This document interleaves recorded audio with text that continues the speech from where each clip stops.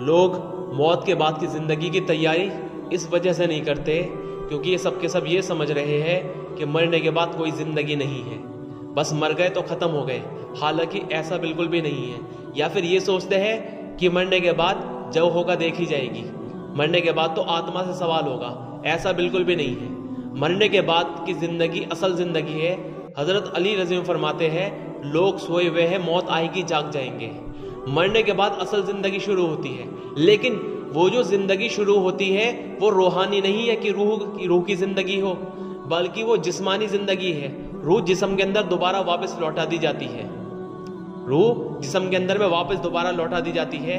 سب سے پہلے میں آپ لوگوں کو ان چیزوں کی دلیل دیتا ہوں، بالکل حدیث پاک سے، بالکل سیرت سے، آپ لوگوں کو بالکل واضح طور پر واضح ہو جائے گا کہ اصل میں قبر کی زندگی کیا ہے۔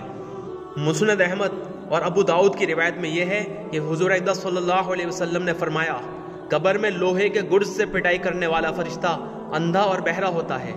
جب وہ کسی کو گرز سے مارتا ہے تو اس کا جسم مٹی میں مل جاتا ہے، لیکن اس کا جسم صحیح سالم کر کے اس کی روح جسم میں پھر سے لوٹا دی جاتی ہے۔ تو دیکھو اس کے اندر واضح بالکل ہو گیا، روح جسم کے اندر واپس لوٹائی جائے گی۔ اور ابن ماجہ کی روایت میں یہ ہے، فرماتے حضرت جابر رضی اللہ عنہ کہ حضور اقدس صلی اللہ علیہ وسلم نے فرمایا جب مومن کو قبر میں داخل کر دیا جاتا ہے تو اس کو ایسا معلوم ہوتا ہے جیسے سورج چھپنے کا وقت، یعنی عصر اور مغرب کے بیچ کا وقت جو ہوتا ہے۔ اور جب اس کو روح جسم میں ڈالا جاتا ہے، یعنی اس کی روح جسم میں واپس لوٹا دی جاتی ہے، تو وہ جسم روح پہنچنے کی وجہ سے آنکھ ملتوی اٹھ کر بیٹھ جاتا ہے اور کہتا ہے کہ سامنے سے ہٹو، میں نماز کا عمل کرنا چاہتا ہوں۔ اور ترمذی شریف کی روایت میں کیا ہے، حضرت ابو ہریرہ نے حضور اقدس صلی اللہ علیہ وسلم کا ارشاد نقل کیا ہے کہ ایمان والا قبر میں پہنچنے پر بے خوف ہو کر بیٹھتا ہے کہ اس سے سوال کیے جاتے ہیں، اور بے ایمان قبر میں پہنچنے پر ڈرا اور گھبرایا ہوا اٹھ کر بیٹھتا ہے، اسی حال میں اس سے سوال پوچھے جاتے ہیں۔ اور مشکاۃ شریف کی روایت میں ہے، حضرت عائشہ رضی اللہ عنہ فرماتی ہے کہ گنہگاروں کے لیے اہل قبور سے ہلاکت ہے کہ ان کے اوپر کالے سانپ مسلط کر دیے جاتے ہیں، ایک پاؤں کی طرف سے اور دوسرا سر کی طرف سے کاٹتے ہوئے چلتے ہیں، اور بیچ میں سطر کے پاس آ کر دونوں مل جاتے ہیں۔ اور در منصور کی روایت میں ہے، حضرت ابو ہریرہ رضی اللہ عنہ حضور اقدس صلی اللہ علیہ وسلم سے نقل کرتے ہیں کہ قبر میں جب روح جسم میں پہنچ جاتی ہے تو فرشتے اس کا امتحان لینے کے لیے پہنچ جاتے ہیں۔ اگر وہ مومن ہوتا ہے تو نماز اس کے سر کے قریب آ کر کھڑی ہو جاتی ہے، اور زکوٰۃ اس کے دائیں طرف اور روزہ بائیں طرف، اور باقی اعمال پاؤں کی طرف خود آ کر کھڑے ہو جاتے ہیں۔ اور ترمذی شریف کی روایت میں کیا ہے، حضرت ابو ہریرہ حضور اقدس صلی اللہ علیہ وسلم سے نقل فرماتے ہیں کہ جب مومن سے سوال کا جواب مل جاتا ہے تو پھر اس کی قبر 70 ہاتھ کے برابر چاروں طرف سے چوڑی کر دی جاتی ہے کہ قبر کو روشن کر کے اس سے کہا جاتا ہے تو سو جا۔ وہ کہتا ہے میں اپنے گھر والوں سے اپنا حال بتلانے کے لیے جا رہا ہوں۔ اور اگر یہ منافق ہوتا ہے تو فرشتوں کے سوال کے جواب کے بعد قبر سے کہا جاتا ہے کہ اس کو دبا لے، چنانچہ قبر اسے دبا لیتی ہے جس سے اس کی پسلیاں ادھر سے ادھر گھس جاتی ہے۔ پھر قیامت تک اس پر عذاب ہوتا رہتا ہے، اور اللہ تعالیٰ اسے قیامت کے دن اسی حالت میں اٹھائیں گے۔ اور ابن حوان کی روایت میں ہے، حضرت قیس بن قبیصہ رضی اللہ عنہ حضور اقدس صلی اللہ علیہ وسلم سے نقل کرتے ہیں کہ بے ایمان کو عالم برزخ میں دوسروں سے بات چیت کرنے کی اجازت نہیں دی جاتی۔ کسی نے پوچھا یا رسول اللہ کیا برزخ میں لوگ ایک دوسرے سے بات چیت بھی کرتے ہیں؟ آپ نے فرمایا ہاں، لوگ ایک دوسرے سے ملاقات کر کے بات چیت کرتے ہیں۔ اور ابن ماجہ کی روایت میں ہے، حضرت ام بشیر رضی اللہ عنہ فرماتی ہے کہ میں نے حضور اقدس صلی اللہ علیہ وسلم سے پوچھا یا رسول اللہ برزخ میں کیا لوگ ایک دوسرے کو پہچانتے ہیں؟ آپ نے جواب دیا کہ اگر پرندے ایک دوسرے کو پہچانتے ہیں تو خود سمجھ لے برزخ والے بھی ایک دوسرے کو پہچانتے ہیں۔ اور احمد اور ترمذی کی روایت میں کیا ہے، حضرت ابو ہریرہ سے روایت ہے کہ حضور اقدس صلی اللہ علیہ وسلم نے فرمایا جو ایمان والا مرض کی حالت میں مرتا ہے اسے صبح اور شام جنت کا رزق ملتا ہے۔ اب مسند احمد کی روایت میں ہے، حضرت ابو سعید خدری رضی اللہ عنہ حضور اقدس صلی اللہ علیہ وسلم سے نقل کرتے ہیں کہ جو آدمی قرآن کو سیکھنا شروع کرے اور اسے سیکھے بنا ہی مر جائے تو ایک فرشتہ قبر میں اسے قرآن سکھلانے کے لیے بھیجا جاتا ہے۔ اور حاکم اور ترمذی کی روایت میں ہے، حضرت انس رضی اللہ عنہ حضور اقدس صلی اللہ علیہ وسلم سے نقل کرتے ہیں کہ انسان کے دنیا سے منتقل ہو کر برزخ میں پہنچنے کی مثال ایسی ہے جس طرح ماں کے پیٹ کی تنگی اور اندھیرے سے نکل کر انسان دنیا میں آتا ہے۔ اور ترمذی کی دوسری روایت میں ہے، حضرت ابو سعید رضی اللہ عنہ حضور اقدس صلی اللہ علیہ وسلم سے نقل کرتے ہیں جب گنہگار قبر میں داخل کر دیا جاتا ہے تو قبر اسے اس طرح سے دباتی ہے کہ اس کی پسلیاں ایک دوسرے میں گھس جاتی ہے۔ اور دارمی کی روایت میں ہے حضرت ابو سعید خدری رضی اللہ عنہ حضور اقدس صلی اللہ علیہ وسلم سے نقل کرتے ہیں ایک قبر میں کافر پر 99 اژدہے مسلط کر دیے جاتے ہیں جو قیامت تک اسے ڈستے رہتے ہیں. ان کے زہر کا یہ حال ہوتا ہے اگر ان میں سے ایک بھی زمین پر پھنکار مار دے تو زمین پر بالکل سبزہ نہ ہوگے. اور مسلم شریف کی روایت میں ہے حضرت برا بن عازب رضی اللہ عنہ حضور اقدس صلی اللہ علیہ وسلم سے کا ارشاد نقل کرتے ہیں جب مومن منکر نکیر کے سوالوں کا جواب دے دیتا ہے تو ایک منادی یعنی آواز دینے والا آسمان سے یہ آواز دیتا ہے کہ اس نے سچ کہا ہے تو اس کے لیے جنت کا بچھونا بچھا دو اور اس کو جنت کے کپڑے پہنا دو. اور مشکات شریف کی روایت میں ہے حضور اقدس صلی اللہ علیہ وسلم نے فرمایا جب کافر قبر میں سوال کا جواب نہیں دے پاتا تو ایک منادی آواز دیتا ہے کہ اس نے جھوٹ کہا, اس کے نیچے آگ بچھا دو, اس کے لیے دوزخ کا دروازہ کھول دو اور آگ کا لباس اسے پہنا دو. اور دارمی کی روایتیں ہیں حضور اقدس صلی اللہ علیہ وسلم نے فرمایا کافر پر قبر میں 99 اژدہے مقرر کر دیے جاتے ہیں جو قیامت تک اسے ڈستے رہتے ہیں. اور اژدہوں کے زہر کا یہ حال ہے کہ اگر ان میں سے ایک اژدہا بھی اس زمین پر پھنکار مار دے تو زمین پر کہیں بھی سبزہ نہ ہوگے. اور طبرانی کی روایت ہے کہ حضرت عمر رضی اللہ عنہ سے حضور اقدس صلی اللہ علیہ وسلم نے فرمایا اے عمر اس وقت تمہارا کیا حال ہوگا جب منکر نکیر قبر کے اندر تم سے سوال پوچھیں گے. تو حضرت عمر رضی اللہ عنہ نے عرض کیا یا رسول اللہ کیا اس وقت ہماری عقل ہمارے ساتھ ہوگی؟ جس پر آپ صلی اللہ علیہ وسلم نے فرمایا ہاں اسی طرح تمہاری عقلیں تمہارے پاس ہوگی. یہ سن کر حضرت عمر رضی اللہ عنہ بولے تب تو میں ان سے نمٹ لوں گا. اب ہم خود ان تمام روایتوں پہ غور کر لیں تو ہمیں بالکل واضح طور پر معلوم یہ ہو جائے گا کہ اصل میں مرنے کے بعد کی زندگی روحانی نہیں ہے, جسمانی ہے, اور مرنے کے بعد بھی زندگی ہے, مرنے کے بعد بھی زندگی ہے. اصل میں صحابہ اکرام کے اوپر قبر کی حقیقت کھل چکی تھی, اس وجہ سے اس قدر روتے تھے. حضرت عثمان غنی کے بارے میں آیا ہے اتنا روتے تھے داڑھی بھی تر ہو جاتی تھی. کسی نے پوچھا آپ جہنم کے تذکرے پہ اتنا نہیں روتے جتنا قبر کے تذکرے پہ روتے ہو؟ تو کہنے لگے ہاں قبر جو ہے آخرت کی منزلوں میں سب سے پہلی منزل ہے, جو اس سے نجات پائے گا بعد کی منزلیں تب آسان ہوگی. اب ہم دیکھیں ہم نے کتنی تیاری کر رکھی ہے, اور ہمارے نبی جناب محمد مصطفیٰ صلی اللہ علیہ وسلم نے تو صاف فرما دیا سب سے سمجھدار شخص وہ ہے جو مرنے سے پہلے مرنے کی تیاری کر لے. اب ہم نے کیا تیاری کر رکھی ہے؟ دراصل میں ہم اصل میں صرف دنیا کی زندگی کو سامنے رکھ کے تیاری کر رہے ہیں کہ دنیا کی زندگی بن جائے. تو دنیا کی زندگی بننا جن چیزوں سے نظر آ رہا ہے بس ان چیزوں کو حاصل کرنے کی محنت کر رہے ہیں.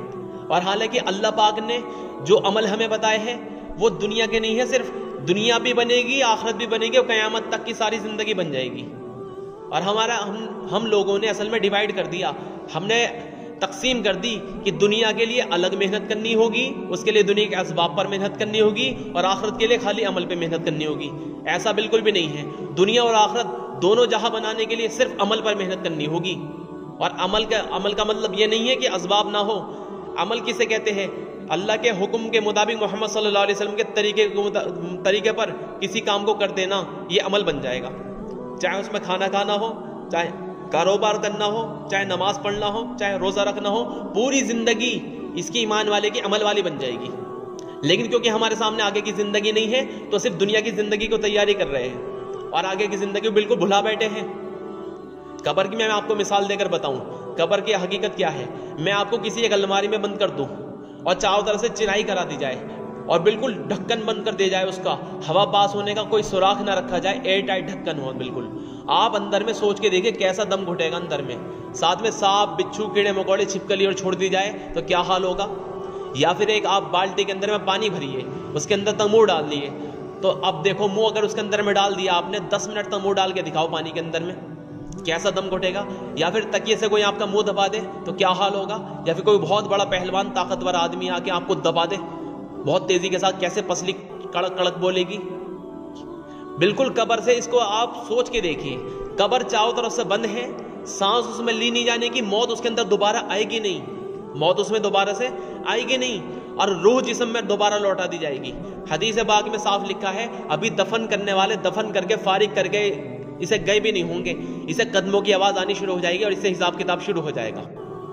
قبر کے اندر میں منکر نکیر نام کے 2 فرشتے آئیں گے جن کی احیت روایت میں یہ لکھی ہوئی ہے جن کے دانت بھینسوں کی سینگوں کے برابر لمبے, منہ کے اندر سے آگ کی لپٹیں نکلنے ہوگی اور سر کے بال اتنے بڑے کہ پاؤں تک لپٹے ہوئے, اور ہاتھ میں جہنم کی آگ کا بنا ہوا ایسا ہتھوڑا پوری دنیا کے سارے انسان اور جنات مل کے اسے صرف ہلانا چاہے تو ہل بھی نہ پائے. اگر وہ ایک مرتبہ کسی کا ہتھوڑا مار دے وہ 70 ہاتھ ان میں دھستا چلا جائے. وہ قبر کے اندر میں آئے گے، دانتوں سے قبر کھودتے ہوئے، ساری مٹی دانتوں سے کھودتے ہوئے آئیں گے، اور آنے کے بعد اس آدمی تک پہنچیں گے جو قبر میں لٹا دیا جا چکا، اسے اٹھا کے بٹھائیں گے، اس کا کفن اتار دیں گے. اب اس کو دیکھتے کے ساتھ ہی اگر موت ہوتی تو اس آدمی کا کلیجہ پھٹ کے باہر آ جاتا. لیکن کیا ہے، مرتے ہی زندگی ہے، موت تو اب آنے والی ہے نہیں. اب فرشتہ دیکھو سوال کیا پوچھنے والا ہے، اس سوال پہ غور کیجیے آپ. اگر اس سوال پر غور نہ کرا تو آپ سوچو گے بس کوشچن آنسر پوچھے جائیں گے، سوال یہ ہے ہمارا رب کا، اور جواب اس کا یہ دینا ہے ربی اللہ، کہ میرا رب اللہ ہے. حالانکہ ایسا بالکل بھی نہیں ہے. اس کے اندر میں آپ سوال کو سب سے پہلے غور کرنا ہوگا. سب سے پہلا سوال کیا پوچھ رہا ہے فرشتہ یہ پوچھ رہا ہے ہمارا رب کا، بتا تیرا رب کون ہے. تو آپ اس لفظ پہ غور کیجئے. یہ نہیں کہہ رہا کہ رب کون ہے، رب تو اللہ ہی ہے، لیکن یہ بول رہا تیرا رب کون ہے. کیونکہ قرآن کریم کے اندر میں لفظ رب الگ الگ معنی میں الگ الگ جگہ پہ ڈیفائن کیا گیا ہے. جیسے رب الناس یعنی انسانوں کا رب، رب العالمین یعنی عالمین کا رب، رب السماوات والارض آسمان اور زمینوں کا رب، رب المشرقین و رب المغربین مشرق اور مغربوں کا رب. لیکن اب یہ دیکھیں کیا اس نے بھی اپنا رب مانا ہے؟ تو اس لیے پوچھ رہے تیرا رب کون اور ہے. یہ نہیں کہا کون تھا تو یعنی گزر چکا، دنیا کی بات نہیں چل رہی دنیا میں تیرا رب کون تھا، اور نہ یہ بات چل رہی تیرا رب کون ہوگا، بلکہ پریزنٹ کی بات چل رہی ہے، حال کی، اس وقت کی بات چل رہی ہے. بتا تیرا رب کون ہے. اب رب کسے بولتے ہیں؟ رب بولتے ہیں تمام حاجتوں کے پورے کرنے والے کو. اگر میں کہوں رحم کرنے والا، اسے رب نہیں بولیں گے، اسے کہیں گے الرحمن. میں کہوں مہربانی کرنے والا، اسے بھی رب نہیں بولیں گے، اسے کہیں گے الرحیم. میں کہوں عزت دینے والا تو اسے بھی رب نہیں کہیں گے، اسے کہیں گے المعز. میں کہوں ذلیل کرنے والا تو اسے بھی رب نہیں بولیں گے، اسے کہیں گے المذل. میں کہوں رزق دینے والا تو اسے بھی رب نہیں بولیں گے، اسے کہیں گے الرزاق. اسی طرح اللہ پاک کی تمام الگ الگ صفاتیں ہیں. ان میں سے اگر آپ اللہ پاک کے 99 صفاتی نام پڑھو گے اس میں بھی لفظ رب نہیں ملے گا، اس میں لفظ رب نہیں ملے گا، کیونکہ رب اللہ کا نام نہیں ہے. رب اللہ کا نام نہیں ہے. جیسے انسان ہمارا نام نہیں ہے، ہم تو انسان ہیں. میرا نام کیا ہے کہ عبد الوارث، کہ ہو کون میں کہ انسان. اور صفاتیں کیا ہے کہ میں آرٹسٹ ہوں یا جو ہے ٹیچر ہوں یا کچھ بھی ہوں. ایسے ہی اللہ کا نام اللہ ہے کون وہ کہ وہ رب ہے. کرتا کیا ہے رب؟ اگر ہے رحم بھی کرتا ہے، پیدا بھی کرتا ہے، ضرورت پوری بھی کرتا ہے، عزت بھی دیتا ہے، ذلیل بھی کرتا ہے، شفا بھی دیتا ہے، نفع بھی دیتا ہے، نقصان بھی دیتا ہے. یعنی جو ہماری ضرورتیں ہیں وہ ساری کی ساری وہ اللہ پاک نے اپنے تمام صفاتی نام میں ڈیفائن کر دی. اور صرف اللہ کے 99 صفاتی نام نہیں ہے، 99 تو صرف ایک روایت میں آئے ہیں. 300 توریت میں ہے، 300 انجیل میں، 300 زبور میں، اور 1000 نام میرے پاس ایک کتاب میں لکھے ہوئے پڑے ہیں. اب دیکھیں جس طرح اللہ کی ذات کی کوئی حد نہیں، اللہ کی خوبیوں کی، اللہ کے صفاتی نام کی کوئی حد نہیں ہے. اللہ کے اصل میں جو نام ہے نا یہ اس کے کام والے نام ہے اور ساری ہماری حاجتیں ہیں. جیسے کسی کا اصلی نام کچھ ہے، اصلی نام اس کا نام ہے عبد الرحمن، لیکن وہ ڈاکٹر بن گیا تو لوگ اسے ڈاکٹر صاحب بھی کہنے لگیں گے، تو اس کا ایک نام پڑ جائے گا ڈاکٹر صاحب. ایسے کسی کا نام کچھ بھی ہے، جیسے ماجد نام ہے کسی کا تو اس کا ایک، اور وہ پینٹر ہے تو اس کا نام لوگ پینٹر صاحب بھی کہنے لگیں گے. بھائی پینٹر صاحب خیریت سے ہو؟ کوئی ٹیچر بن جائے لوگ اسے ماسٹر صاحب کہنے لگیں گے. تو ماسٹر صاحب اس کا نام نہیں ہے، اس کے کام کے نام سے اس کا تعارف ہے. الیکٹریشین کسی کا نام نہیں ہے، اس کے کام کے نام سے اس کا تعارف ہے. کمہار کسی کا نام نہیں ہے، کمہار ان کے کام کے نام سے ان کا تعارف ہے. تیلی کسی کا نام نہیں ہے، بلکہ وہ تیل کا کام کیا کرتے تھے اس کے نام سے ان کا تعارف ہے کہ اگر تمہیں تیل چاہیے ادھر وہ تیلیوں کا محلہ ہے، وہاں جا کے رہتے ہیں تیلی، ان سے جا کے تیل لے لو. کمہار اگر تمہیں برتن چاہیے تو کمہار ادھر رہتے ہیں، وہ کمہاروں کا علاقہ ہے، جا کے وہاں سے برتن لے لو. ایسے ہی تمہیں رحم چاہیے تو رحمان کون ہے کہ اللہ ہے. تمہیں مہربانی کا معاملہ چاہیے تو الرحیم کون ہے کہ اللہ ہے. تمہیں عزت چاہیے تو المعز کون ہے کہ المعز اللہ ہے. تمہیں رزق چاہیے تو الرزاق کون ہے کہ اللہ ہے. اب اسے کلمے میں رکھتے چلے جاؤ. لا رحمان الا اللہ، اللہ کے سوا کوئی رحم کرنے والا نہیں. لا رحیم الا اللہ، اللہ کے سوا کوئی مہربانی کرنے والا نہیں. لا رزاق الا اللہ، اللہ کے سوا کوئی رزق دینے والا نہیں. ایسے رکھتے چلے جاؤ. تو اللہ کے تمام صفاتی ناموں کو جو ملا کر جو بنتا ہے اسے کہتے ہیں رب. کیا بولتے ہیں اسے بولتے ہیں رب. جیسے میں کہوں ایک پھول کو باغیچہ نہیں کہیں گے. باغیچے کا پھولوں کا جو گارڈن ہوتا ہے، گارڈن کا ایک پھول ہے. یہ بہت سارے پھول ایک جگہ مکس کر دیے گئے، اسے بھی باغیچہ نہیں کہیں گے، اسے کہیں گے پھولوں کا گلدستہ، a bunch of flower. Garden نہیں بولیں گے. گارڈن کسے بولیں گے؟ باغیچہ کسے بولیں گے؟ بہت سارے الگ الگ قسم کے پھول ایک میدان میں اگ رہے ہیں، اب اسے کہیں گے یہ گارڈن ہے، یہ پھولوں کا باغیچہ ہے. اسی طرح رحم کرنے والوں کو رب نہیں بولیں گے. ہاں رحم کرنا رب کی ایک صفت ہے. رزق دینے والا اسے رب نہیں بولیں گے، رزق دینا یہ رب کی ایک صفت ہے. عزت دینا، یہ اسے عزت دینے والوں کو رب نہیں بولیں گے، عزت دینے والا یہ رب کی ایک صفت ہے، المعز۔ تو تمام صفاتوں کو ملانے کے جو بنتا ہے وہ رب بنتا ہے، اور یہ سب سے مشکل سبق ہے۔ ایک آدھ صفت پر تو کوئی بھی ایمان لے کر آ جائے کہ اللہ رحم کرنے والا، مہربانی کرنے والا، لیکن تمام صفاتوں کے ساتھ اللہ کو رب ماننا اور تمام صفاتوں کو سبحان اللہ ماننا، سبحان ماننا، کیونکہ سبحان بھی اللہ کا نام نہیں ہے، سبحان پاک کو بولتے ہیں۔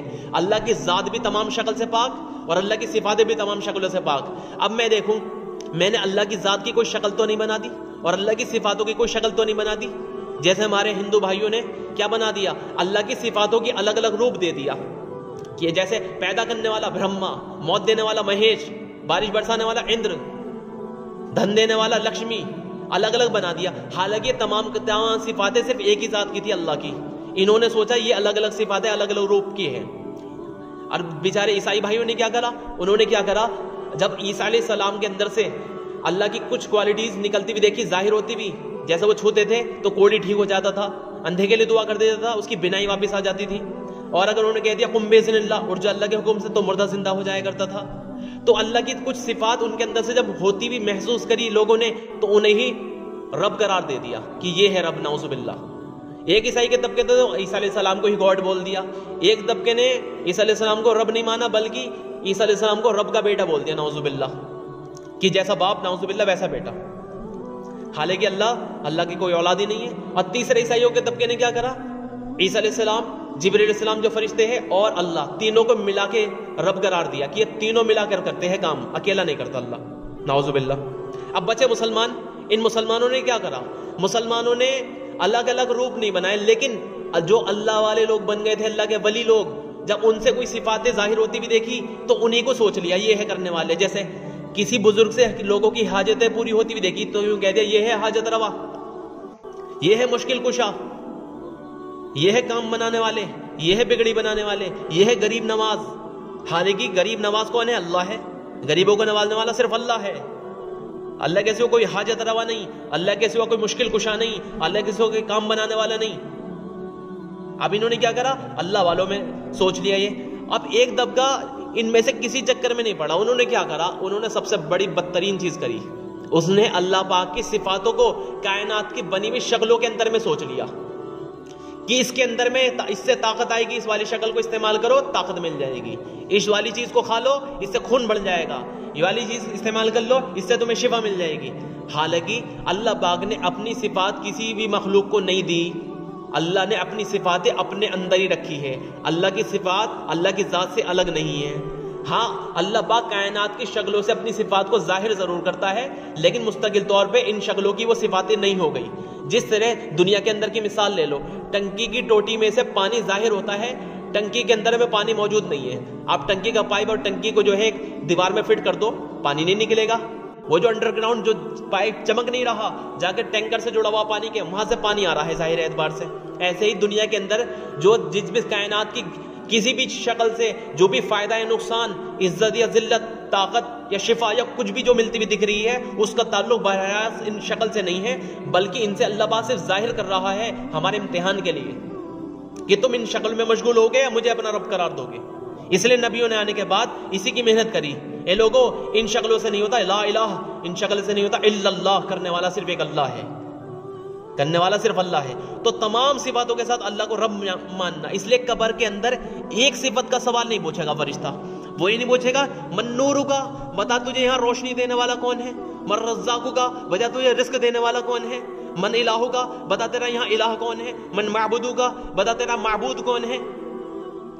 قبر کے اندر یہ نہیں پوچھا جا رہا من نافع کا، بتا تجھے نفع دینے والا کون ہے، نہیں، ایک آدھ صفت کا سوال نہیں پوچھا جا رہا، تمام صفاتوں کا سوال پوچھا جا رہا ہے، تمام حاجتوں کا سوال پوچھا جا رہا ہے۔ قبر میں کیا حاجت آ گئی اب، آخر یہ سوال کیوں پوچھ رہا فرشتہ وہاں، من ربو کا کیوں سوال اللہ نے کیوں پوچھوایا، کیونکہ وہاں پر پریزنٹ کا سوال چل رہا ہے، بتا تیرا رب کون ہے۔ تو وہاں پر آخر اگر اسے پورا ٹرانسلیٹ کرا جائے ہندی میں، ہماری بھاشا میں، بتا تیری ضرورت کا پوری کرنے والا کون ہے۔ تو قبر میں کیا ضرورت آ گئی ہمیں، قبر میں رزق کی ضرورت ہے رہنے کے لیے، ایک تو ضرورت یہ ہے، کیونکہ انبیاء اور شہداء کے بارے میں بھی روایت میں کیا ملتا ہے، انہیں یہ مت کہو کہ مر گئے ہیں، بلکہ یہ کہو یہ اپنی قبروں میں زندہ ہے اور انہیں اللہ کی طرف سے رزق دیا جاتا ہے۔ تو رزق کی ضرورت ہے، اور قبر کے اندر میں اندھیرے سے بچنے کے لیے روشنی کی ضرورت ہے، سانپ اور بچھو سے بچنے کے لیے جو ہے ضرورت ہے، اور اندھیرے سے بچنے کے لیے روشنی کی ضرورت، تنگی سے بچنے کے لیے وسعت کی ضرورت، جہنم کی کھڑکی کھولنے والی سے آگ سے بچنے کی ضرورت، فرشتہ مارنے والا اس سے بچنے کی ضرورت. اتنی ساری ضرورتیں پیش آ گئی ایک ساتھ. تو صرف انیک شبدوں کے لیے ایک شبد کہ بتا تمہارا رب کون ہے، جو کائنات کی شکلوں کو ہی رب سمجھتا تھا، یعنی اپنی حاجتیں پوری کرنے والا ان کائنات کی شکلوں کو ہی یقین کرتا تھا. تو کائنات کی ایک بھی شکل موجود نہیں ہوگی قبر کے اندر. یہ دائیں دیکھے گا اسے دنیا کی کوئی بھی شکل نظر نہ آئے گی جس کا یہ یقین کرتا تھا. بائیں طرف کوئی سبب نہیں، پیروں کی جانب کوئی سبب نہیں، سر کی جانب کوئی سبب نہیں. جب یہ چاروں طرف دیکھ لے گا کوئی سبب نہ ملے گا جس کا یقین یہ لے کر مر گیا تھا، تو کہہ دے گا لا ادری، ہائے افسوس میں نہیں جانتا میری ضرورت کا پوری کرنے والا کون ہے. جیسے دنیا میں کہتا تھا کہ اللہ ان کے بغیر کیسے کر دے گا، یہ بھی تو ضروری، یہ بھی تو ضروری. دیکھو اس سے انکار نہیں ہے، چیزیں استعمال کرنی ہے اللہ کے حکم کی بنیاد پر، نبی کے طریقے پہ. لیکن یہ کیا ہے، اس کا عقیدہ بگڑ چکا ہے. اللہ ان کے بغیر نہیں کر سکتا. جب تک ہاتھ نہیں بڑھائے گا وہ لقمہ کیسے پہنچائے گا. یہ سوچ رہا ہے بیوقوف کہ اللہ بھوک مٹانے میں لقمے کا محتاج ہے. اللہ کی قسم جتنے لوگ کھانا کھا رہے ہیں، اللہ کسی کا پیٹ بھی، کسی کی بھوک کھانے کے ذریعے نہیں مٹا رہا، براہ راست اپنی قدرت سے مٹاتا ہے. براہ راست اس کا امر ہمارے جسم پر آتا ہے، اپنی قدرت سے بھوک لگاتا ہے، اپنی قدرت سے مٹاتا ہے، اپنی قدرت سے بیمار کرتا ہے، اپنی قدرت سے شفا دیتا ہے. وہ ذریعوں کو استعمال ہی نہیں کرتا. اللہ الصمد وہ بے نیاز ہے، وہ بے نیاز ہے. اسے کسی بھی سبب کی حاجت نہیں ہے. جیسے آرٹسٹ ہوتا ہے، ایک آرٹسٹ ہے، اس نے بہترین ڈرائنگ بنائی، بہت اچھا کوئی کلا بنائی، لوگ اس پہ الزام لگانے لگے ہاں تو نے بنائی بڑی، اپنی بہن سے بنوا کے لایا، تو اسے کتنا غصہ آئے گا کہ بھیا بنوا لے، جون سے بنوانا چاہے، جب چاہے بنوا لے، بھائی بنا کے دکھاؤں. یا پھر چلو کوئی اس پہ الزام لگاتے ٹریسنگ پیپر سے ٹریس کر کے لایا، یعنی چھاپا مار کے لایا، تو اسے کتنا غصہ آئے گا کہ بھائی صاحب بتا کیا بنا کے دکھاؤں. ایسے لوگ اللہ کے کرنے میں شریک کر رہے ہیں کہ اللہ اس کے ذریعے کرتا، جبریل کے ذریعے مدد کر دی، فرشتے کے ذریعے مدد کر دی، اس کے ذریعے یوں کر دیا. اللہ ذریعے جو ظاہر کرتا ہے امتحان کے لیے ظاہر کرتا ہے. تم ان ذریعوں کو اصل سمجھو گے کہ ذریعے بھیجنے والے اللہ کو اصل سمجھو گے. اللہ سورہ اللہ با نے کائنات کی شکلیں بنائی ہیں ہمارے استعمال کے لیے، ان کے ذریعے اللہ کرتا ہے. اب بتاؤ اللہ کو کتنا غصہ آتا ہوگا. اللہ نے اسے کر کے دکھا دیا، وہ واقعات ہمیں سنا دیے کہ دیکھو میں کر کے دکھاؤں. تم سورہ میں ذریعے سے کرتا ہوں. آدم علیہ السلام کو کس ذریعے سے پیدا کرا؟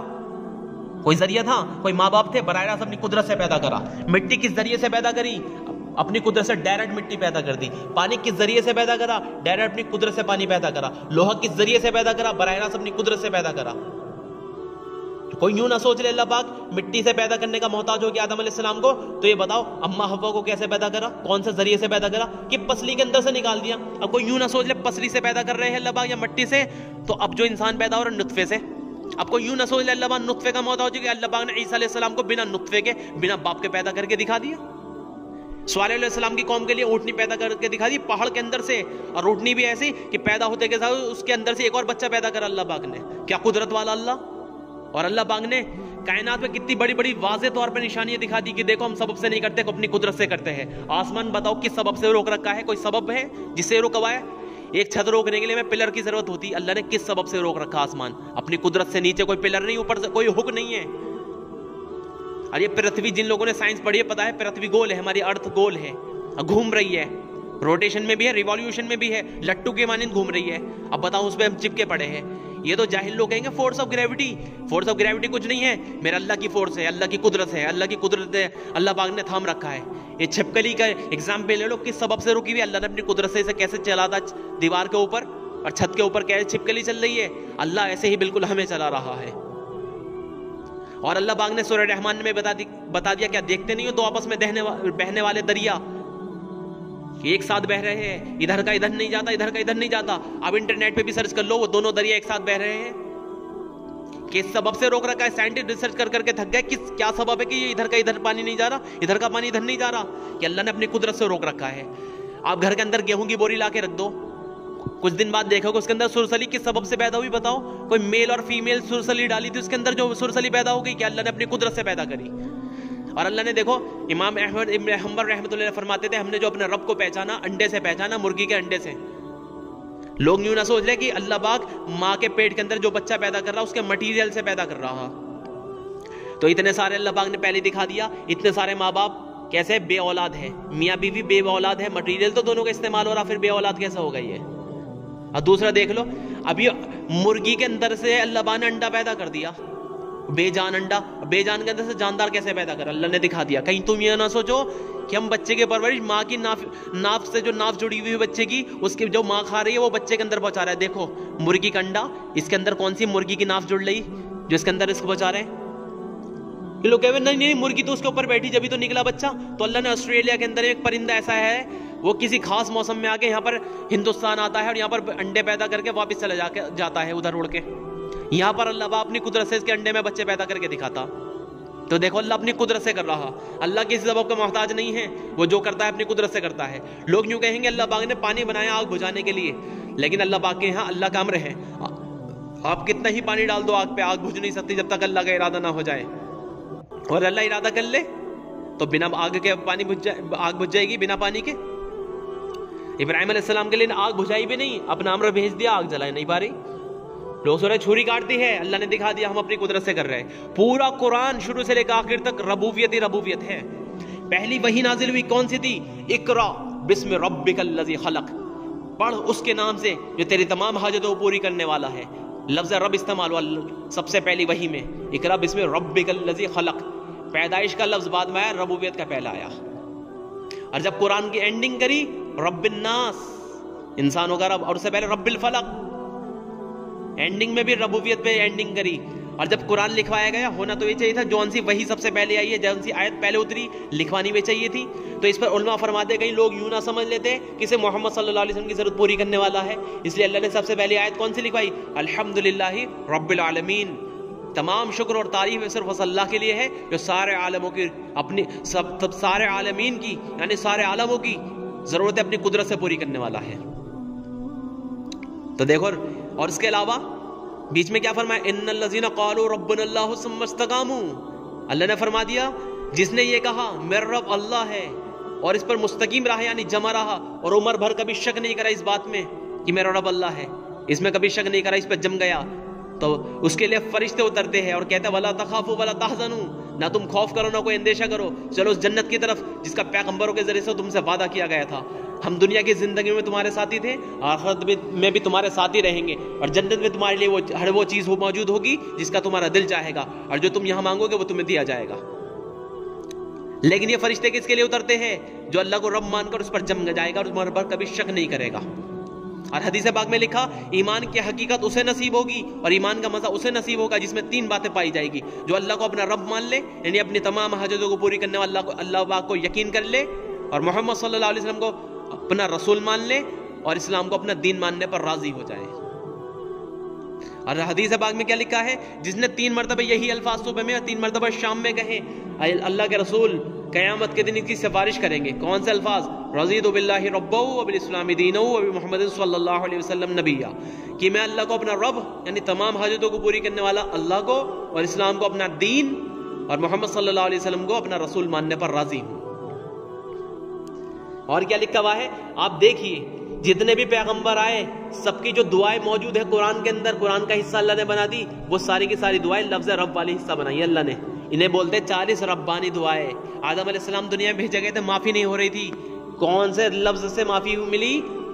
جب لفظ رب سے اللہ کو پکارا، ربنا ظلمنا انفسنا، تو وہ لفظ رب استعمال ہوا. موسیٰ اور نوح علیہ السلام آئے، نوح علیہ السلام نے جو اپنی قوم نافرمان تھی، نہیں مان رہے تھے، ان کی ہلاکت کے لیے اور فرما برداروں کے بچاؤ کے لیے جب دعا مانگی وہ بھی لفظ رب سے مانگی. موسیٰ علیہ السلام نے جو دعا مانگی اپنے سینہ کھولنے کے لیے وہ بھی لفظ رب سے مانگی. عیسیٰ علیہ السلام نے اپنے حواریین کے لیے دعا مانگی وہ بھی لفظ رب سے مانگی. ابراہیم علیہ السلام نے جو اپنی اولاد کے لیے دعا مانگی وہ بھی لفظ رب سے مانگی. تو سب جگہ رب رب چل رہا، حتیٰ کہ شیطان جب مردود ہوا اس نے جو اللہ سے مہلت مانگی اس نے بھی لفظ رب سے مانگی. اور اذان کے بعد کی بھی دعا بھی اللہم ربا، اس میں بھی لفظ رب استعمال ہوا ہے. اور ہمیں بھی کون سی دعا سکھا دی گئی؟ ربنا آتنا فی الدنیا، اس میں بھی لفظ رب استعمال ہوا ہے. اور اللہ پاک نے بھی جو اپنا تعارف کروایا جب ہم سب لوگوں کو پیدا کرا تھا عالم ارواح میں، آدم علیہ السلام کے بعد جب ہمیں پیدا کرا تھا، جو اپنا تعارف کروایا ہم سب کے سامنے وہ بھی ربوبیت سے ہی تعارف کروایا تھا.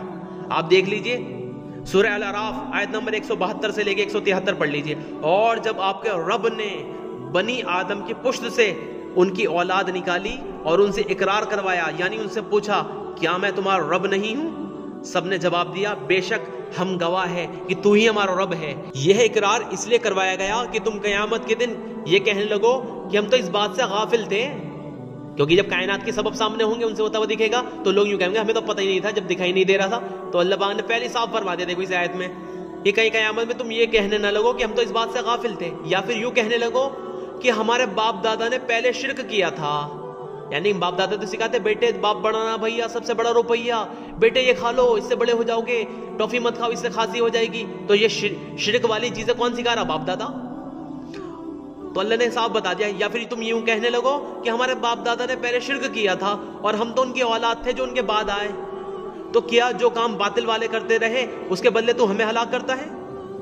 اب یہ جو آیت ہے، یہ آیت ہے، ان آیت کی تفسیر میں مسند احمد کی روایت میں کیا لکھا ہوا ہے؟ مسند احمد کی روایت میں حضرت ابی ابن کعب رضی اللہ عنہ اس آیت کی تفسیر میں کہ جب آپ کے رب نے آدم کی اولاد سے عہد لیا تھا، اس کی تفسیر میں فرمایا کہ اللہ پاک نے آدم کی اولاد کو جمع فرمایا، پھر ان کے جوڑے جوڑے بنایا، پھر ان کی شکلیں بنائی، پھر انہیں بولنے کی طاقت دی۔ جب وہ بولنے لگے تو ان سے عہد و پیمان لیا اور ان پر خود انہی کو گواہ بنایا اور فرمایا کیا میں تمہارا رب نہیں ہوں؟ انہوں نے جواب دیا بے شک آپ ہمارے رب ہیں۔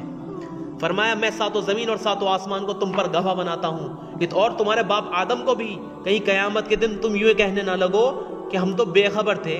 یقین مانو نہ میرے سوا کوئی معبود ہے اور نہ ہی میرے سوا کوئی رب ہے، میرے ساتھ کسی چیز کو شریک نہ کرنا۔ میں تمہارے پاس اپنے رسول بھیجتا رہوں گا جو تمہیں میرا عہد اور پیمان یاد دلائیں گے اور تم پر اپنی کتابیں اتاروں گا۔ تو سب نے جواب دیا کہ ہم اقرار کر چکے کہ آپ ہمارے رب ہیں اور آپ ہمارے معبود ہیں، آپ کے سوا نہ کوئی ہمارا رب ہے اور نہ ہی آپ کے علاوہ کوئی ہمارا معبود ہے۔ تو آپ دیکھ لیجئے اس روایت پر بالکل غور کر لیجئے، دنیا میں آنے کا مقصد بھی پتہ چل جائے گا۔ صاف بتا دیا گیا، اللہ نے صاف منع کر دیا تھا میرے ساتھ کسی کو شریک نہ کر لینا۔ تو ہمارے جو دنیا کے اندر بھیجا ہے ربوبیت کے امتحان کے لیے بھیجا ہے۔ دراصل جب کلاس کے اندر میں کوشچن آنسر لکھوائے جاتے ہیں بچوں کو، تو سوال بھی لکھوایا جاتا ہے، جواب بھی، کوشچن بھی اور آنسر بھی، لیکن جب ایگزام کا وقت ہوتا ہے صرف سوال پوچھا جائے گا، جواب بچہ خود دے۔ مثال کے طور پر آپ مثال لے لیجئے، بچے کو لکھوایا گا واٹ از یور نیم، کہ تمہارا نام کیا ہے، جواب بھی لکھوایا گیا بچوں یہ لکھو مائی نیم از عبد الوارث، جو بھی اس کا نام ہے۔ اپنا نام اس لیے لیا کہ تاکہ آپ کو پتہ چل جائے کہ مائی نیم از عبد الوارث، کہ میرا نام عبد الوارث ہے۔ لیکن اب یہ کوشچن آنسر مجھے دے دیے، لکھوا دیے گئے کاپی میں، تاکہ میں یاد کر لوں، ایگزام میں پوچھا جائے گا۔ اب جب ایگزام میں ہمارا ٹیچر ہم سے پوچھے گا تو اب جواب خود نہیں بتائے گا، جواب ہمیں دینا پڑے گا۔ سوال پوچھے گا صرف بتاؤ بچے واٹ از یور نیم، بتاؤ تمہارا نام کیا ہے، اب مجھے خود جواب دینا ہے۔ اگر میں جواب صرف وہ بچہ دے پائے گا جو پکا کر کے گیا ہے۔ اسی طرح عالم اربع میں جب سوال پوچھا گیا تو جواب بھی بتا دیا، سوالیہ انداز میں جواب دیا گیا۔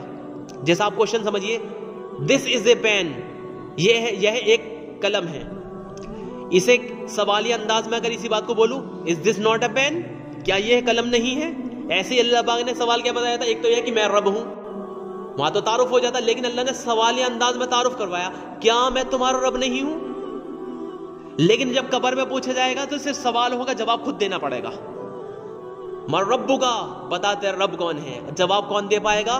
جو بالکل پختہ کر کے دل کے اندر بٹھا کے لے کے گیا ہوگا۔ اس لیے اتنی لمبی چوڑی محنت چل رہی ہے، شروعات سے لے کے ابھی تک قیامت تک ربوبیت کا ہی سبق چلتا رہے گا۔ اور آپ دل کی دھڑکنوں میں بھی دیکھ لیجئے، سائنس والے کہیں گے دل کے اندر سے جو آواز آ رہی ہے، جو ساؤنڈ نکل رہی دل میں سے، وہ نکل رہی لب ڈب، اور ہم کہیں گے دھک دھک۔ نہ تو یہ لب ڈب نکل رہی، نہ دھک دھک، یہ کیا کہہ رہا؟ رب رب رب رب رب رب۔ اپنے من میں ڈوب کر پاجا سراغ زندگی، زندگی کا سراغ دل کے اندر ہی ہے، اندر ڈوبو، اندر ہی بیٹھا ہوا ہے۔ اسی طرح نماز کے اندر دن میں 5 دفعہ کیسے اللہ پاک مشق کروا رہا لفظ رب کی، نماز کی نیت بنوا دی۔ سب سے پہلے سبحان کہلوایا، سبحانک اللہم، یعنی ثنا کے اندر سبحانک اللہم کہلوایا کہ اللہ شکلوں سے پاک ہے، پہلے اپنے آپ کو پاک کہلوایا۔ اور اس کے بعد سب سے پہلی سورت الحمدللہ رب العالمین، تو کم ایک مرتبہ کھڑے ہو کے بول دیا ہم نے لفظ رب۔ رکوع میں پہنچے تو پہلے لفظ سبحان کہلوایا کہ پاک بھی ماننا ہے اسے، کہ وہ شکلوں سے پاک ہے۔ پھر کیا کہلوایا؟ رب، سبحان ربی العظیم، کم سے کم 3 بار رکوع میں کہا، تو 1 اور 3 ہو گئے 4۔ پھر رکوع سے کھڑے ہوئے تو اس کے بعد کہتے ہیں ربنا لک الحمد، تو اس میں کتنے ہو گئے؟ 4 اور 1 5۔ پھر سجدے پہنچے سبحان ربی العالی کم سے کم 3 بار ایک سجدے میں، تو 5 اور 3 8، پھر دوسرے سجدے میں بھی 3 بار، تو کتنے ہوگا 8 اور 3 11، ایک رکعت میں 11 مرتبہ لفظ رب کی تکرار کروا دی. تو 5 وقت کی نماز میں کتنے ہو گئے؟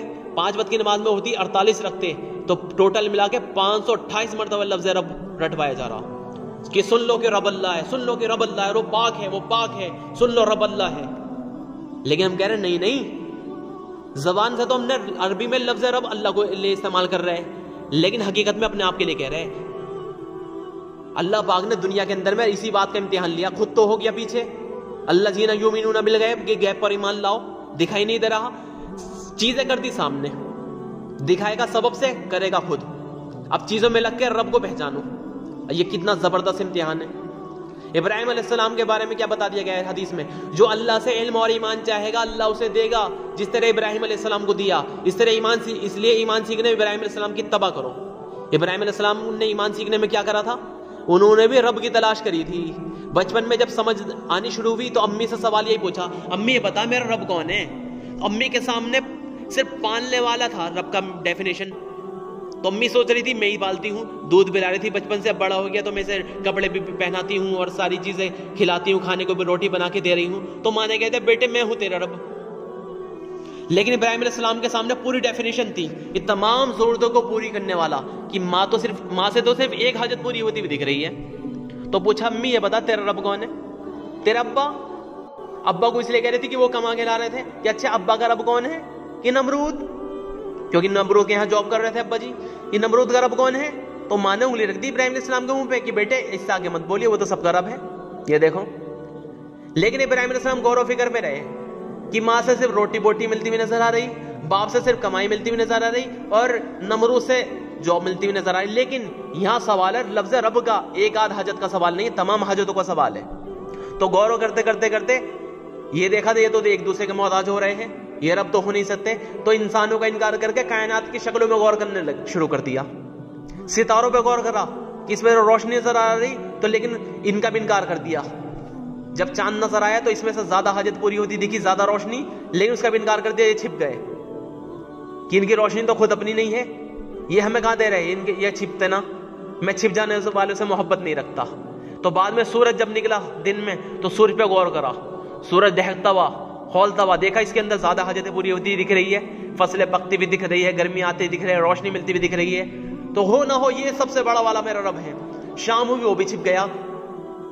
تو بھائی صاحب جب اس نتیجے پہ پہنچے ہیں غور کرتے یہ تو ساری شکلیں بنی ہوئی ہے، یہ تمام شکلیں بنی ہوئی ہے، ان کی خود ضرورتیں کہیں اور سے پوری ہو رہی ہے، تو انکار کر دیا. میں نے ہر بنی ہوئی چیزوں سے رخ بنانے والے کی طرف پھیر لیا اور فرما دیا کہ اگر میرا رب میری رہنمائی نہ کرتا تو میں گمراہ والوں میں سے ہو جاتا، میں گمراہ والوں میں سے ہو جاتا. تو کیا ہوا؟ اللہ پاک نے اپنا تعارف کروا دیا. جو اللہ کو پہچاننا چاہتا ہے تو سارے ربوبیت ساری چیزوں کا انکار کرے، پھر اللہ پاک اپنا تعارف کروائے گا. اسی طرح جب آگ میں ڈلنے لگے تو مسئلہ تھا حاجت کا کہ آگ سے بچنے کی حاجت کو پوری کرنے والا بھی اللہ ہے، لیکن فرشتے بیچ میں آ گئے، ابھی کسی کی مدد نہیں لے رہے. کیوں؟ مسئلہ ہے حاجت کا. اے جبریل آپ کی کوئی حاجت نہیں ہے، جس کی مجھے حاجت ہے وہ میری حاجتوں سے باخبر ہے، میرے حال سے باخبر ہے. حسبنا اللہ و نعم الوکیل، اللہ توکلنا، اس پہ میں نے بھروسہ کر لیا، وہی میرے لیے کافی ہے. تو اللہ نے دیکھا میرا ابراہیم مجھے پہچان گیا تو براہ راست آگ کو حکم دے دیا، آگ سلامتی کے ساتھ ٹھنڈی ہو جائے میرے ابراہیم پر. اس لیے سارا کا سارا فنڈا اللہ کے رب ہونے کا ہے. اب ہم سب کے سب اپنی زندگی پر محنت کریں، ورنہ قبر کے اس میں اندر پھنس گئے نا، فرشتہ زور سے ہتھوڑا مارے گا، 70 راست زمین میں دھس جائے گا. قبر سے ایسے بھیجے گی، پس ایک دوسرے میں گھس جائے گی. جہنم کے 77 کھڑکی کھول دی جائے گی، وہاں سے اسے جھلسانے والی ہوائیں اور آگ اندر آئے گی. کیا حال ہوگا؟ اس کی باڈی پر عذاب ہوتے ہوتے ہوتے ہوتے پورا جسم مٹی میں مٹی ہو کے ختم ہو جائے گا. اس کی روح پر عذاب ہوتا رہے گا، اس کا اثر جسم کے ہر ذرے پر پڑے گا. اور جب میدان محشر میں اٹھیں گے یہ مت سوچیں وہاں پہ پلنے کا مسئلہ نہیں ہے، وہاں پہ بھی پلنے کا مسئلہ ہے، وہاں پہ بھی ربوبیت کا مسئلہ ہے. اتنی ساری حاجتیں پیش آئے گی میدان محشر میں. حشر کے میدان میں کھانے کا دانہ نہیں بچا، پانی کی بوند نہیں، روشنی کے لیے کوئی سبب نہیں بچا، سائے کے لیے کوئی سبب نہیں ہے. اب دیکھتے پھر رہے کہ کیا کرے. اللہ کا عرش کا سایہ ہے بس، اور ایمان والوں کو نور دیا جائے گا. اب یہ بھاگے پھر رہے کہیں سے ایک نیکی مل جائے، پتہ چل جائے گا. تو وہاں پر پلنے کا مسئلہ ہے 50,000 سال کا دن، نہ کھانے کو کچھ نہ پینے کو کچھ، کیا حال ہوگا؟ صرف نبی ہوں گے جو پانی پلا رہے ہوں گے.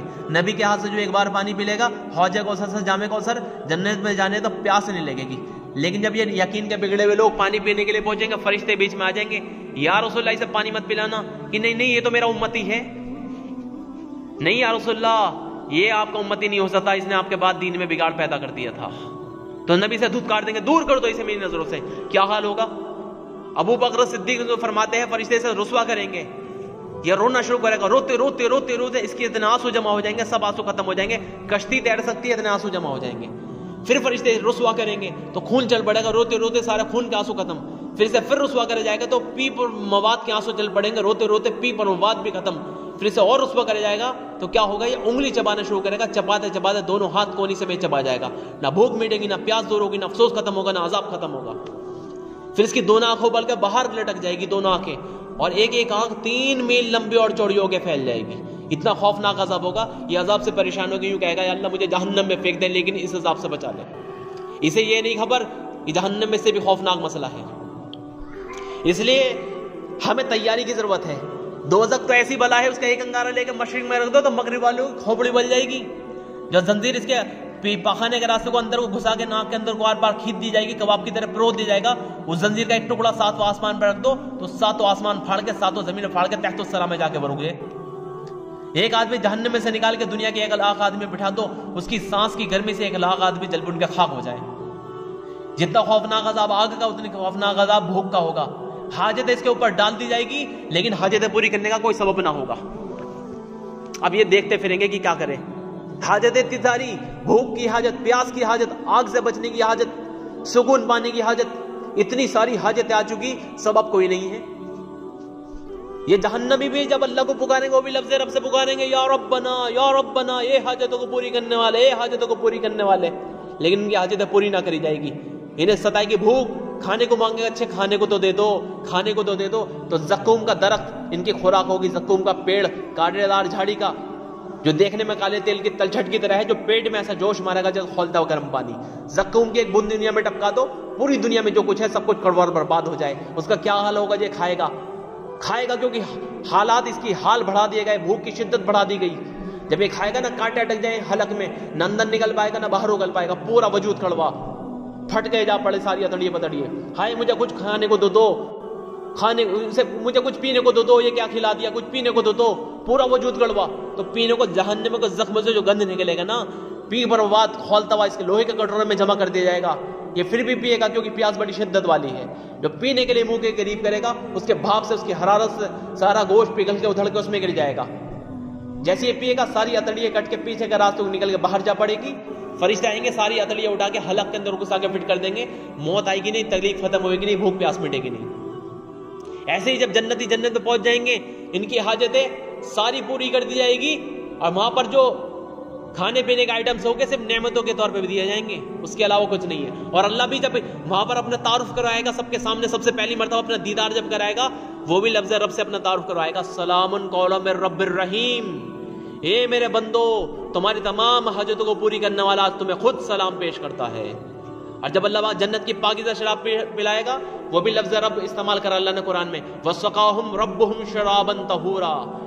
اے میرے بندو، آج تمہارا رب تمہاری حاجتوں کو پورے کرنے والا خود تمہیں جنت کی پاکیزہ شراب پلاتا ہے.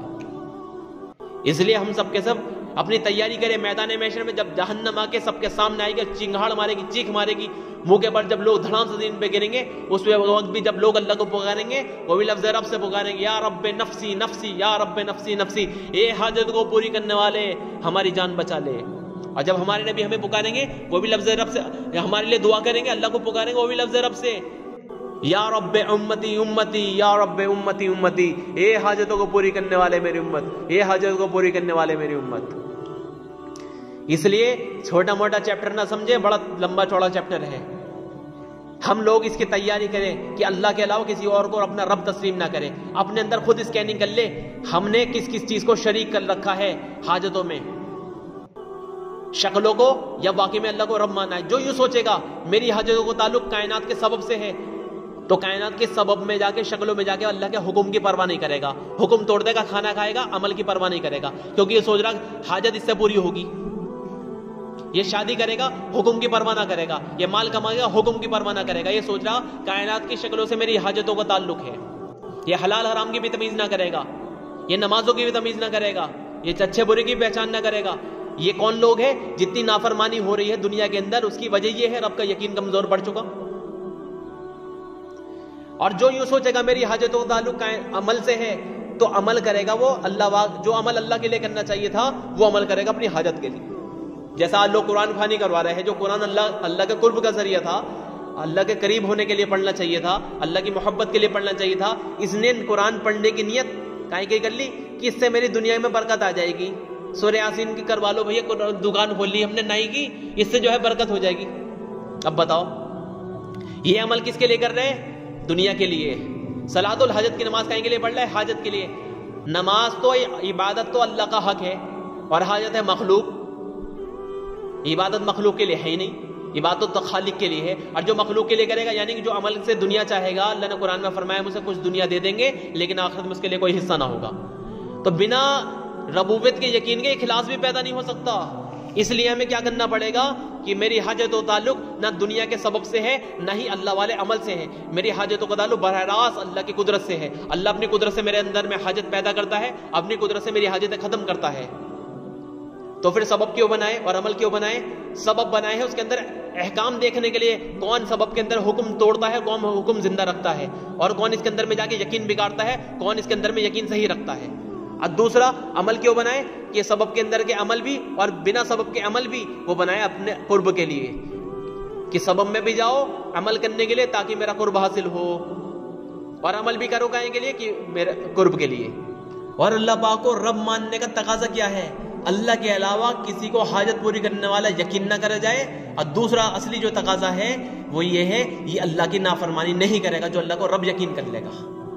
جیسے یہ جہاں پر جاب کر رہا ہے اس سے اپنی سیلری وابستہ سمجھتا ہے تو اس کی نافرمانی نہیں کرتا، جیسے وہ کہیں گے ویسے ہی مانے گا۔ ایسے ہی عدی بن حاتم رضی اللہ عنہ ایک صحابی ہے، پہلے عیسائی تھے، تو انہوں نے اللہ کے رسول سے عرض کیا یا رسول اللہ پاک نے قرآن میں یہ شکایت کیوں کری کہ عیسائیوں نے یہود نصارہ نے اپنے علماء مشائخ کو اپنا رب بنا لیا؟ حالانکہ جب عیسائی تھے تو جب بھی اللہ ہی کو اپنا رب مانتے تھے تو اللہ نے شکایت کیوں کری؟ تو ہمارے نبی نے فرمایا جس کا مفہوم یہ ہے، یہ بتاؤ جب تمہارے علماء حلال کو حرام اور حرام کو حلال کر کے تمہیں بتاتے تھے، جائز کو ناجائز اور ناجائز کو جائز کر کے بتاتے تھے، تم ان کی مان لیتے تھے کہ جی مان لیتے تھے؟ پھر تو تم نے ان کو اپنا رب مان رکھا تھا۔ اب ہم سب غور کر لیں، جو اللہ کو اپنا رب یقین کرے گا وہ اللہ کے علاوہ کسی کی بات نہیں مانے گا، اور اللہ کے حکم کے مقابلے میں وہ کسی کی پرواہ نہیں کرنے گا۔ وہ یہ دیکھے گا میرے رب کا کیا حکم ہے، وہ کیا دیکھے گا؟ میرے رب کا کیا حکم ہے۔ وہ اللہ کے حکم کے مقابلے میں نہ تو اپنی برادری کو دیکھے گا، نہ حکومت کو دیکھے گا، نہ اپنے نفس کو دیکھے گا، اپنی چاہتوں کو نہیں دیکھے گا، وہ دیکھے گا رب کا حکم کیا ہے۔ اب ہم کیا دیکھتے ہیں؟ برادری والے بھی تو ہے، اب یہ سو رہے بے عزتی ہو جائے گی، برادری والوں کے ہاتھ میں نعوذ باللہ عزت سمجھ رکھی ہے، اس لیے نبی کے طریقے چھوڑ دیتے ہیں، شادی بیاہوں میں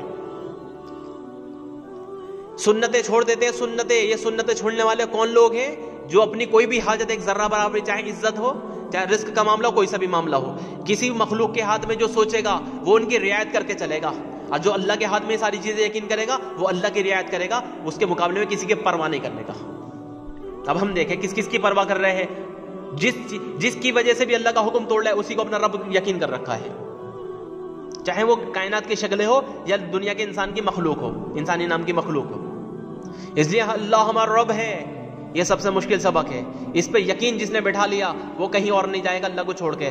اور ایک بات اور جو سب سے گہری بات ہے، ایک ہے اللہ کو رب یقین کرنا اور ایک ہے اللہ کو رب تسلیم کرنا۔ یقین کرنا اور تسلیم کرنے میں کیا فرق ہے؟ میں نے یہ کہا کہ فلاں بہت بڑھیا ڈاکٹر ہے، آج تک جتنے پیشنٹ کے پاس آئے سب بالکل شفا یاب ہو گئے، تو مجھے کیسے پتہ چلے گا آپ نے میری بات کو یقین کرا کہ تسلیم کرا؟ پتہ ایسے چلے گا جب آپ بیمار ہو گئے، اگر آپ میرے بتائے ہوئے ڈاکٹر کے پاس ہی جا رہے ہو علاج کے لیے تو آپ نے یقین کرا تھا کہ واقعی میں اچھے ڈاکٹر ہے، ورنہ صرف تسلیم کری تھی، بات یقین نہیں کرا۔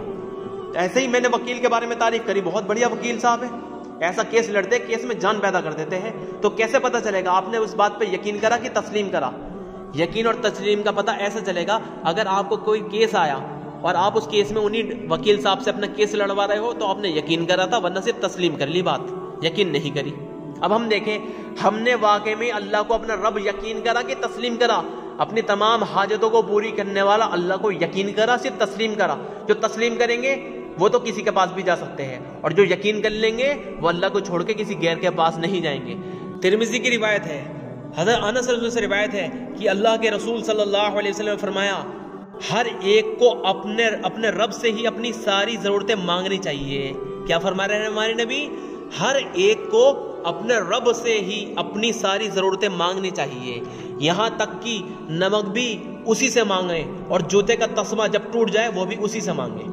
اب اس روایت میں غور کر لیں، ہمارے نبی کیا کہہ رہے ہیں کہ ساری حاجتیں صرف اللہ سے مانگیں، اور حدیث قدسی بھی ہمارے نبی نے بتا دی، جس کا مفہوم یہ ہے کہ اللہ پاک کا ارشاد ہے کہ میرے بندو تم سب فقیر ہو سوائے اس کے جسے میں غنی کر دوں، اس لیے تم مجھ سے مانگو، میں تمہیں روزی دوں گا، کہ تمہارے سارے زندہ اگلے پچھلے مردے نباتات جمادات سب کے سب بھی جمع ہو جائے، مجھ سے مانگے تو میں سب کو دے دوں، اور میرے خزانوں میں اتنی بھی کمی نہیں آئے گی کہ تم میں سے کوئی اگر سمندر کے کنارے پر سے گزرے اور اس میں سوئی ڈوبو کر نکالے، اور اس سے کیا ہوا جب باہر نکالا تو ایک قطرہ اس پہ سوئی کی نوک پر لگ گیا، اس سے کیا ہوا سمندر کے پانی میں کمی آ گئی، لیکن اللہ کے خزانے میں اتنی ذرہ برابر کمی نہیں آتی۔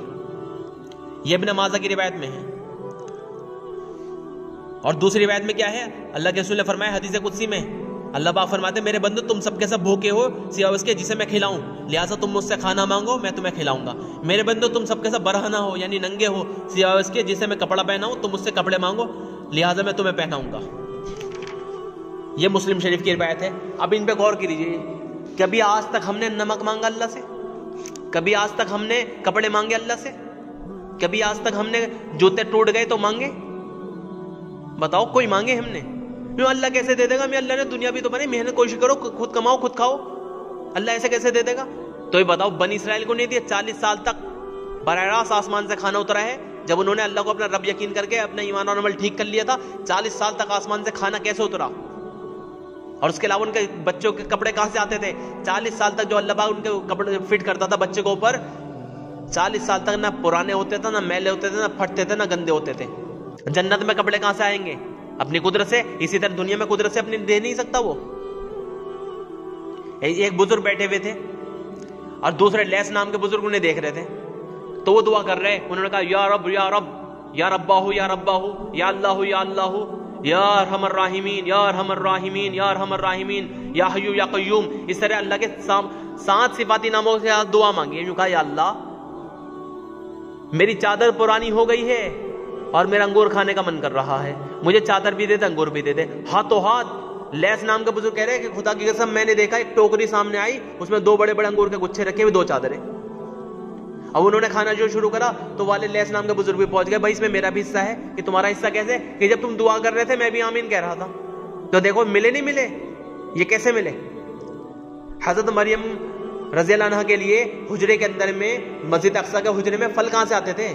حضرت خبیب رضی اللہ عنہ کے کوٹری کے اندر میں پھل کہاں سے آئے؟ تو اللہ تو اپنی قدرت کے واقعات سنا رہا ہمیں، اور ہم کہہ رہے ہیں ایسے کیسے دے دے گا؟ اللہ خود کہہ رہا ہے مانگو مجھ سے میں دوں گا، اور ہم کہہ رہے ہیں ایسے کیسے دے دے گا؟ دیکھو دونوں راستے ہیں اللہ سے لینے کے، ایک کائنات پر محنت کر کے اللہ سے لے لو، جو کائنات کی شکلوں پر محنت کر رہے ہیں اللہ کو مانے بغیر، انہیں بھی اللہ دے گا اگر مقدر میں لکھا ہوا ہے، بنا مقدر کے بھی نہیں ملنے کا۔ لیکن جو اللہ سے لینے کی محنت کرے گا انہیں اللہ دے گا، خوش ہو کے دے گا دونوں کو۔ جو سبب پہ محنت کر رہے ہیں اللہ کو رب ماننے بغیر، انہیں دے گا ناراض ہو کے۔ ان کی پلنا ایسا ہے جیسے چوہے دان کے اندر میں کھانا لگا دیا گیا، چوہے کی پالنے کے لیے نہیں، پکڑ کے لیے۔ اور ایسے ہی ایک ہے طوطے کے پنجرے میں کھانا لگایا جا رہا اس کی پرورش کے لیے۔ ایسے ہی فرما بردار جو لوگ اللہ کو رب مان کے محنت کر رہے ہیں انہیں اللہ پالے گا، خوش ہو کر پالے گا، قیامت تک پرورش ہوتی رہے گی۔ اور یہ دنیا کے سبب پہ محنت کر کے جو پل رہے ہیں صرف دنیا کے اندر پلیں گے، مرنے کے بعد ان کی پرورش بگاڑ دی جائے گی۔ اور جو پلنے کے واسطے اللہ کو رب مان کر اللہ کے حکموں کے مطابق محنت کر رہے ہیں وہ دنیا میں پلیں گے، قبر میں پلیں گے، میدان محشر میں پلیں گے، جنت تک ہمیشہ کے لیے پلتے چلے جائیں گے۔ ان کی پرورش بگاڑی نہیں جائے گی اور ان مادی نقشوں والوں کی پرورش بگاڑ دی جائے گی۔ اللہ پاک ہمارا رب ہے، اسی کے امتحان کے لیے اللہ پاک نے کائنات کی شکلیں بنا دی ہے، اور اسی کے لیے اللہ پاک دجال کو بھیجے گا، اس کے ذریعے ربوبیت کا امتحان ہوگا۔ تمام سبب سے سب کچھ ہونا ختم ہو جائے گا، اس دن سب کچھ دجال سے ہوتا ہوا دیکھے گا، اور وہ بھی کہے گا میں تمہارا رب ہوں۔ صرف کہے گا نہیں، کر کے بھی دکھائے گا، لوگوں کی ضرورتیں پوری ہوتی ہوئی دکھے گی بھی اس سے۔ کیا زبردست امتحان چلے گا ہمارا۔ اب بتاؤ ڈول جائیں گے نہیں ڈول جائیں گے؟ تو کہیں گے ہاں ہاں ہم مان رہے اسے رب۔ جب پتہ چل جائے گا 1 سال 1 مہینہ 1 ہفتہ 37 دن تک کھانے پینے کو کچھ نہ ملے گا، کیسے پلو گے؟ لاک ڈاؤن میں پتہ چل گیا تھا کیا کرا ہم سب لوگوں نے؟ اللہ سے لینے کی ڈائریکٹ کتنی محنت کری، مودی اور یوگی کو کوس رہے تھے، حالانکہ کوسنا اپنے آپ کو تھے، ہم نے یقین نہیں بنایا. ارے 50 کروڑ سال کا لاک ڈاؤن کوئی لگا دے، یہ اللہ کو رب یقین کرنے والا جنگلوں میں جا کے یہ پل لے گا.